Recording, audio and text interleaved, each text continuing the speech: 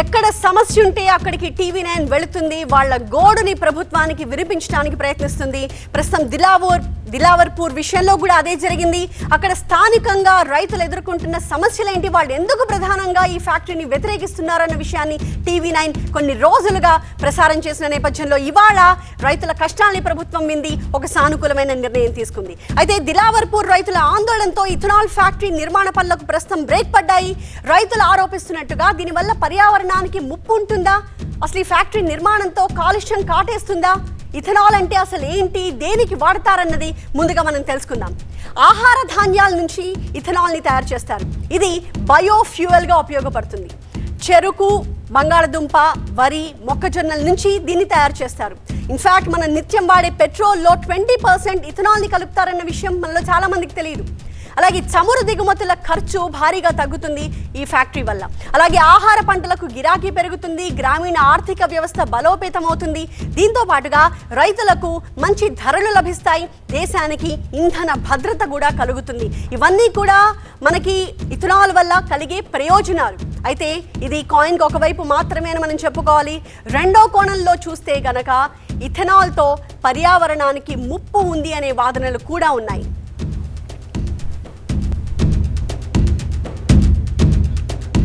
Ethanol factory కాలుష్య కారకాలను వెదజల్లుతుంది అనే ఆరోపణలు కూడా ఉన్నాయి.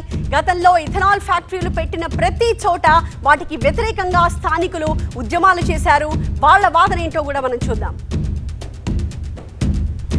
లీటర్ ఇథనాల్ ఉత్పత్తికి 3000 లీటర్ల నీరు అవసరం అవుతుంది. విడుదల చేసే వేస్ట్ వాటర్లో హానికర రసాయనాలు కూడా ఉంటాయి. ఇది జలవనరుల మీద తీవ్ర ప్రభావం చూపించే ఛాన్స్ ఉంటుంది.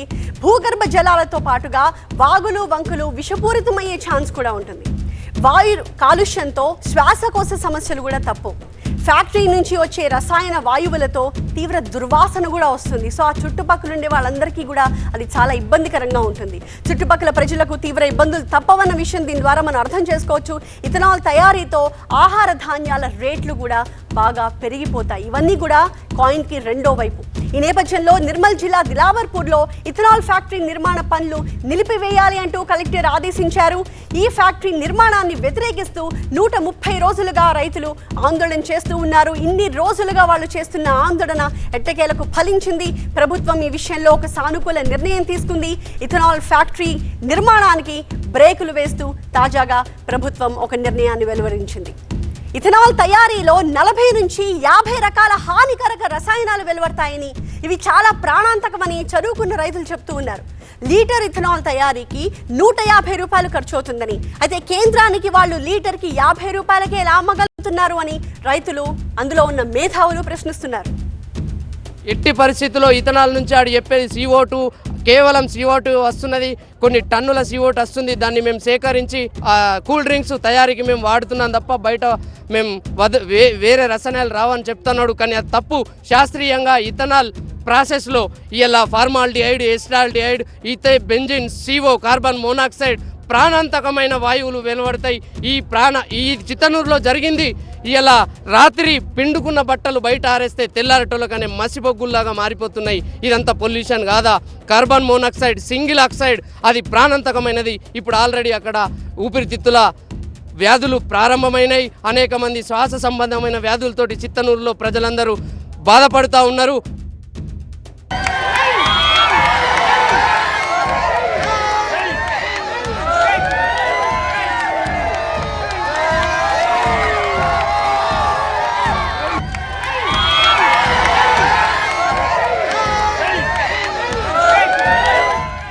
ప్రతి ముఖంలోనూ ఒక ఆనందం, ఒక చిరునవ్వు సుస్పష్టంగా మనకి కనిపిస్తోంది.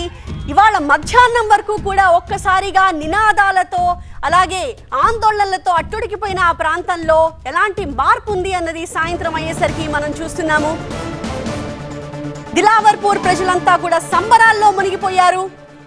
ఇథనాల్ ఫ్యాక్టరీ ఏర్పాటు విరమించుకుంది ప్రభుత్వం. దీంతో వాళ్ళందరిలో కూడా ఒక ఆనందం వ్యక్తమవుతోంది. తమ గళాన్ని ప్రభుత్వానికి వినిపించారు అంటూ TV9 కి కూడా ప్రజలు కృతజ్ఞతలు తెలియజేస్తూ ఉన్నారు. 130 రోజులుగా, ఒకటి కాదు రెండు కాదు, 130 రోజులుగా వాళ్ళు ఈ ఇథనాల్ ఫ్యాక్టరీకి వ్యతిరేకంగా తమ నిరసన గళం వినిపిస్తూనే ఉన్నారు. అందుకు తమ అభ్యంతరాలు ఏంటి అన్నవి వాళ్ళు చెప్తూనే ఉన్నారు. ప్రభుత్వం తరపు నుంచి RDO మధ్యవర్తిగా వచ్చి రకరకాల చర్చలు జరిపారు. వీళ్ళందరినీ ఒప్పించడానికి ప్రయత్నించారు. కానీ ఈ ఇథనాల్ ఫ్యాక్టరీ ఇక్కడ నిర్మిస్తే గనక మనకి కలిగే లాభం కంటే కూడా జరిగే నష్టమే ఎక్కువ అని చెప్పి వాళ్ళంతా కూడా వాదిస్తూ వచ్చారు. స్థానికులు, రైతులు, ఆఖరికి మహిళలు కూడా రోడ్ల మీదకొచ్చి వాళ్ళంతా కూడా నిరసన వ్యక్తం చేయాల్సి వచ్చింది. పురుగుల మందు డబ్బాలు పట్టుకుని వాళ్ళు ఇక మాకు ఆత్మహత్యలే శరణ్యం అంటూ వాళ్ళంతా కూడా వచ్చి ఆందోళన చేసిన పరిస్థితిని వాళ్ళ మధ్యాహ్నం వరకు కూడా మనం చూసాము. కానీ ఒక్కసారిగా ప్రభుత్వం తీసుకునే నిర్ణయంతో పరిస్థితి మారిపోయింది. వాళ్ళంతా కేరింతలు కొడుతున్నారు, చప్పట్లు కొడుతున్నారు. తమ ఆందోళన సక్సెస్ అయింది అంటూ వాళ్ళంతా కూడా హర్షాతిరేకాలు వ్యక్తం చేస్తున్నారు. అందుకు సహకరించిన TV9 కు కూడా వారు ధన్యవాదాలు చెప్తున్నారు. TV9 వల్ల ఈసుంటి మీడియా వల్లనే మా ఉద్యమం ఉధృతమై రేవంత్ రెడ్డి గారు తప్ప తెలిసింది కాబట్టి మా ఇంత తొందరగా మా ప్రాబ్లం సాల్వ్ చేశారు కాబట్టి మీ TV9కు ధన్యవాదాలు.